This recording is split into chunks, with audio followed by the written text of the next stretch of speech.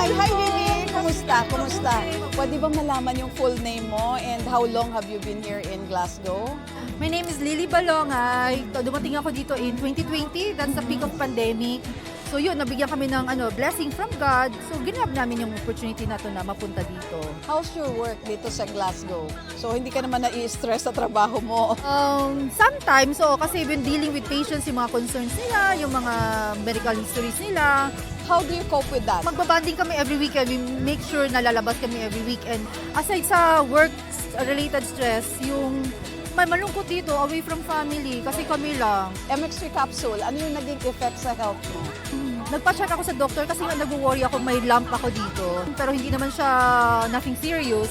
So nalaman ng family ko sa Pilipinas, pinadalhan niya ako sa Dubai, which is okay naman, naging okay. So naging ko na siya, yung parang nakasanayan na every time, lalo pag umuwi ako ng Pilipinas, I make sure na may dala. Kasi gusto ko yung husband ko uminom din. Ako yung tao na talagang i-invest more doon sa mga health supplements. MX3, dito ako believe.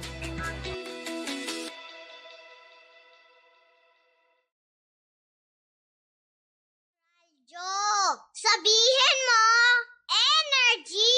Hi, I'm Alexandra Faith Garcia, a beauty queen and triathlete. Having a healthy body, mind, and soul is the best prize anyone can have. I am always a winner with MX3 Capsule. Dito ko believe. Ang bawat yugto ng buhay ay may nakaakibat na bagong layunin. Minsan may kabigatan, minsan di maaninag ang liwanag at parabang walang katapusan. Iba't iba man ang pamamaraan kung pagtsatsagaan, ito'y malalampasan. Sundan ang bawat salaysay sa Believable Stories tuwing Lunes alas 4 ng hapon dito sa 106.7 Energy FM. Kung nais mong ibahagi ang iyong natatanging Believable Stories, ipadala lamang ito sa Energy FM Facebook page or i-email sa energyfmmanila106.7@gmail.com.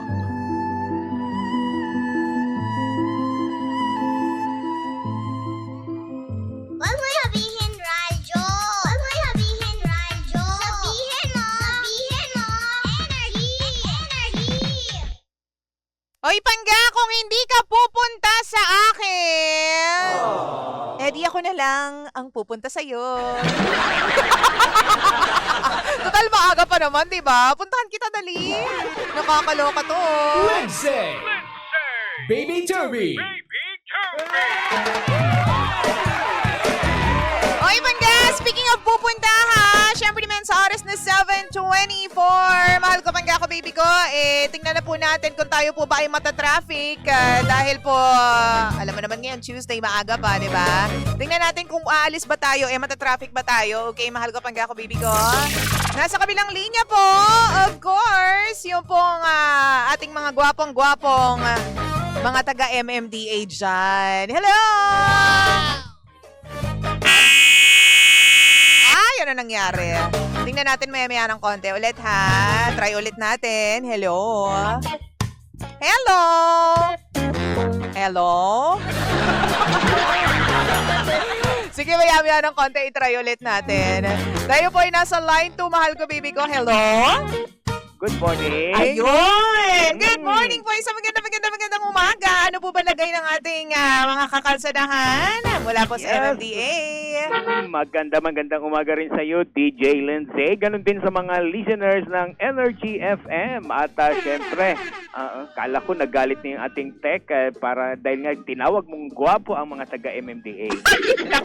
Nako, kung alam naman nating lahat na katunayan po yan, di ba? Wala tayong pag-i-eme-eme dyan. Ay, syempre, natural talagang gwapo ang mga taga-MMDA. Yes, talaga At maganda ang mga taga-Energy FM. Ay, opo, sigurado rin po yan. Kamusta po ba ang lagay ng traffic natin Opo, ngayon? at sa mga oras na ito, DJ Lindsay, at para magabayan nga natin ang mga motorista ang EDSA southbound, babagal na ang daloy ng traffic. Mula po dyan sa may New York, Cubao, at tuloy-tuloy ang pagbagal niya hanggang makarating na dito sa may Shaw Boulevard sa Mandaluyong. Pagdating naman ng Guadalupe sa may San Carlos, moderate to heavy traffic na rin patungo ng Buendia, at ito yung mga kumakanan papasok ng Makati Business District. At moderate to heavy traffic din dyan naman sa may Evangelista hanggang sa may Taft Avenue. Samantala northbound naman ang EDSA mula Park Avenue, may bahagyang pagbagal ng nararanasan hanggang sa may Taft Avenue. At moderate to heavy traffic na rin sa may paakyat na Magallanes sa flyover at tuloy-tuloy yan hanggang sa may Buendia MRT Station.